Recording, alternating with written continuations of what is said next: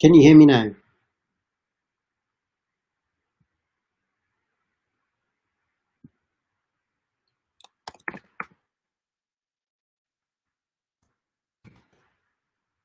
Still. Oh, that sounds a bit. Can you hear me now? That sounds a bit better.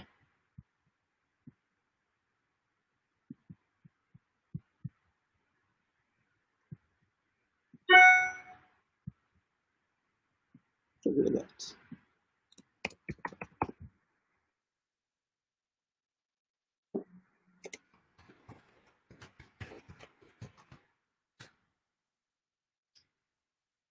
Try that now. Yes. Oh, that sounds better. Right. Thought I was going mad for a second and thought it was just me that couldn't hear it. So thank you. Now. Oh, thank you, Emily, for pointing that out. Right, let's turn that off so I don't get all screechy. And let's get underway. So, yes. So those of you that are watching that don't know who I am, not sure how you wouldn't, but anyway, I'm Alan from AGC, so Alan Gardner Coaching. And yeah, I'm trying to help people live a fitter, healthier life, really. And doing one of these every week, or trying to do one of these every week on a different subject. And every month, well, every week is kind of like a subject of the month. We have a subject of the month, and every week I do a different live to do with that subject. So we had habit forming back in June, and we had boosting metabolism back in July, and now we're into August. This one is more about being happy with you, self-confidence, and stuff like that. So it's going to be some mindset stuff coming out this month, and more about being happy with the person you are, and what goals you might want to set and how you can go about achieving those. So we're going to kick it off this month tonight with saying no more often. I mean, we all say no a lot, but do we really say it often enough? Who knows? Yeah, it's whether or not it's appropriate, I suppose. And we live in a society where we might feel obliged to just go with the flow and just agree and get on with things and do things. So let's dive straight in, shall we? So just to make sure I keep on track, I do have a little script that I write. Otherwise, I waffle and I baffle and and go off on a tangent just like that. So yes, let's go. Are you ready? Saying no more often. Yep, that's right. All you have to do is just say no to things that you are not wholeheartedly interested in doing. In fact, you can even take it a step further and only agree to things that make you say, hell yes, I want to do that. Yes, definitely, I'm going to do that. Now, obviously, that doesn't work in all situations. Like, you can't walk into work one day and suddenly go, I'm only going to agree to do the things that I really, really want to do. That's not quite the same thing that we're doing. This is more things for you, and to help you grow as a person, help you achieve your goals and get where you are. So if it's weight loss, it's saying yes to doing things that you actually want to do to help you lose weight or to get fitter, to get healthier. Okay, so yeah, so it's things like that, because you might not want to do, I don't know, 2 hours of cardio a week. So say no, say I don't want to do 2 hours of cardio a week. I'll do a cardio session a week. What else can I do? Well, you can lift some weight. You can just go out for a walk. So you can do some yoga. Okay, there are many, many things that you can do that aren't cardio. So yeah, so just say no if it's not something that you're really interested. The reason for that is if you just say yes, you just go along with it, you're not going to stick at it, you're going to give up.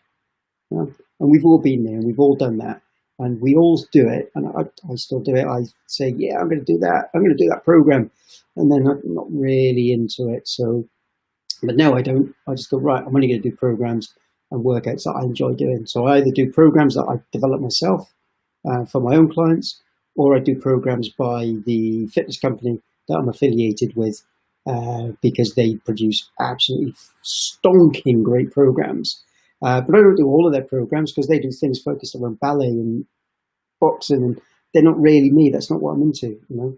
So I throw a little bit of iron around, and I like a bit of cardio. So if I can mix the two, sweet. So I do those. So yeah, so say yes to things that you really, really want to do. So, and your schedule's usually jam-packed, and you sometimes wonder how you're going to accomplish everything on your list. Well, it might be time to take back control in that situation. Yeah. And say no to things that are on your list. So are they really things that you definitely have to have on your list? They need to be done. And again, this isn't necessarily focusing about your work. So I'm not telling people to go into work tomorrow and say, no, that's not really where it is. It's all about, as I said, you and getting what you want to do. So do yourself a list, and we'll come on to stuff like that in a minute. But you're thinking, okay, yeah, but saying no, and that's okay. But what does this have to do with the health and wellness? Well, reality is a lot, okay? And here's why. Overcoming your time and mental energy can leave you feeling overwhelmed. Overcommitting, not overcoming. I can't even read my own writing sometimes. Those of you that really know me well know that my handwriting is atrocious. Has been, always will be. I am a child of the digital age, and if I can type it, I'll type it. And that's the end of it. Okay, so I'll start that again. So here's why. Overcommitting your time and mental energy can leave you feeling overwhelmed, stressed, and drained. It can even take a toll on your wallet and your health. Okay, yeah, so we only have one health. We've got one body, got one mind, got one life. We need to look after it. We need to make the most of it, and we need to nurture it as much as we possibly can. So after a while, it becomes challenging to do everything on your list really, really well. And that's also, a lot of people say that you don't have time for their own self-care, but that's not true, because they put everything else ahead of it on their to-do list. So, and we're all guilty of that, where we put things in front of looking after ourselves.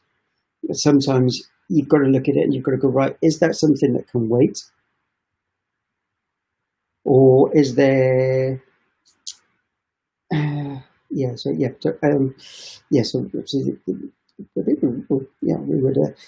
is there something on the list? Is it absolutely necessary that's got to get done before you can focus on you?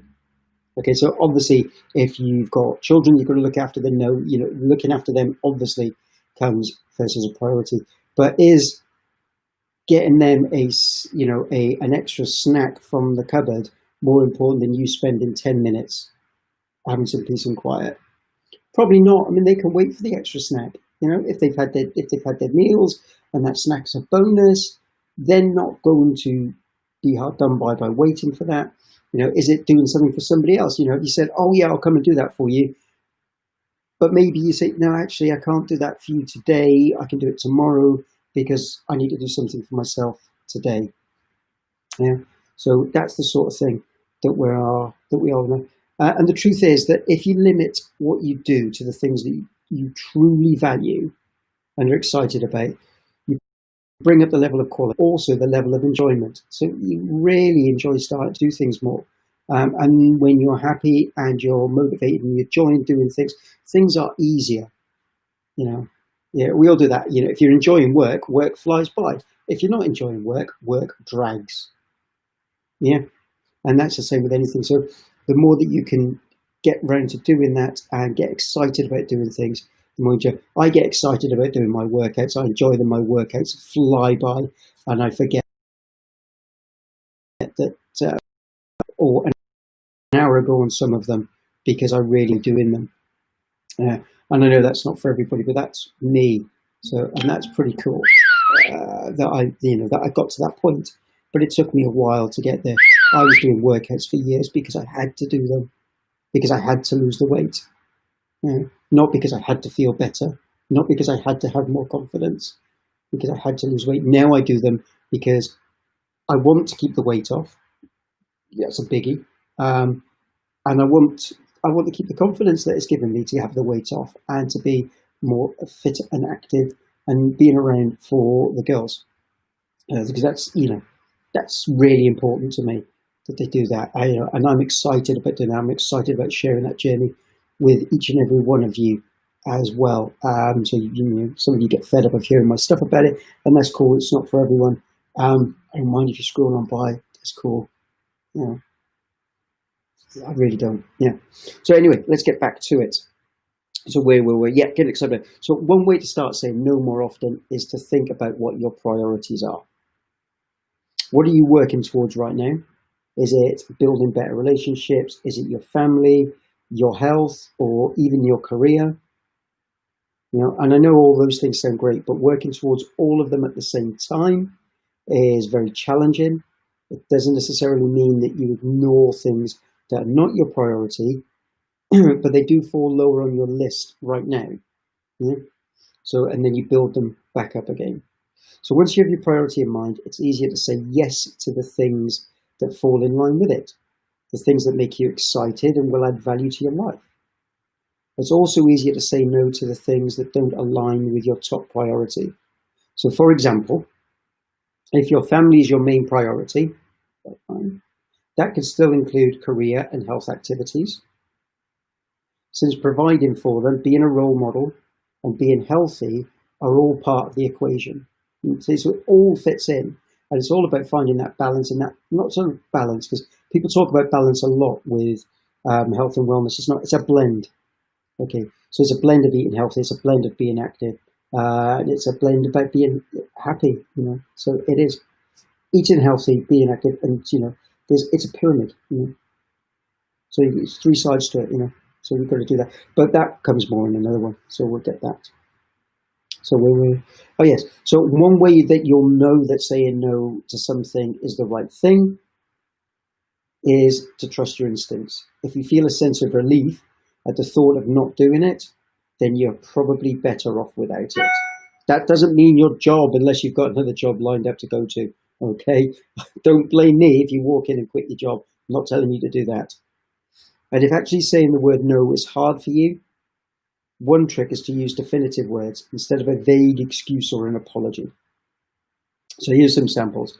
I don't have time to bake brownies for a bake sale or whatever. I don't go out for drinks during the week. Weekends are family time. I work out every morning. You get the picture. Basically, using the language helps you set a clear boundary, which means people are more apt to understand and give you less pushback when you say no. Now remember, along with your health, your time is one of your most precious resources. We have a finite amount of time on this planet. We've got to make the most of it. We've got to use it productively, and we've got to use it for the right reasons. And we've really got to use it to get us going in the direction that we want to be going in. Okay? You can't get back the hours you spend doing something that you don't want to do. We can't. They're gone. They're lost. We could try and increase our lifespan by being fitter, being healthier, being more active. Yes, that's a big part of being fit and healthy is to try and live a little bit longer. But we still only have a certain amount of time on this planet, and we don't know how long that is. We don't. So we've got to live it like we mean it. Okay, so guarding your time is one of the best ways that you can take care of yourself. So just learning how to fit that no into your life. Various things like, no, I don't want to be listening to you waffle on anymore about saying no. That's fine. Say no and scroll on by. So I really don't mind. So I'm just going to hang. So that's it. There's no massive revelation or anything else at the end of that. I've got a whole booklet that goes through it in a little bit more detail and a little bit more eloquently than I do when I speak it out. Again, because I've typed it out, it's taken time and it's been proofread by a couple of other people. I don't have anybody proofread my Facebook scripts, but it's better than me winging it. We'll see on that. So you can head over to the link there and get a whole copy of, and I'll put that link in the chat also. There we go. So for those of you watching on my personal page, I've just put the link over on my Facebook page, that's it, on my business page. So go ahead and over there. And if you haven't liked the page yet, get over there, like it. Tons of posts come out on there. So 2 or 3 posts a day about various things. Some of them will mean something to you. Some of them will hit home. Some of them will be helpful. Some of them maybe not so much to you. That's cool. I'll try and get as much useful information out as I possibly can. Occasionally there's something in there that's a bit funny, or I think it's funny. Not all got the same sense of humour. We don't. So I don't find some things funny, like The Office. I don't find The Office funny. But I find Ricky Gervais funny. I don't find him funny in The Office. Go figure. You do that.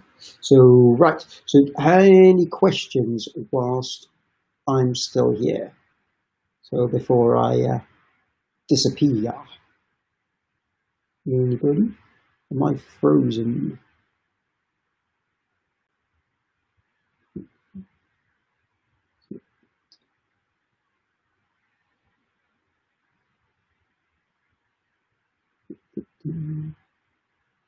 So, right, I'm going to put that link in there as well. So there we go.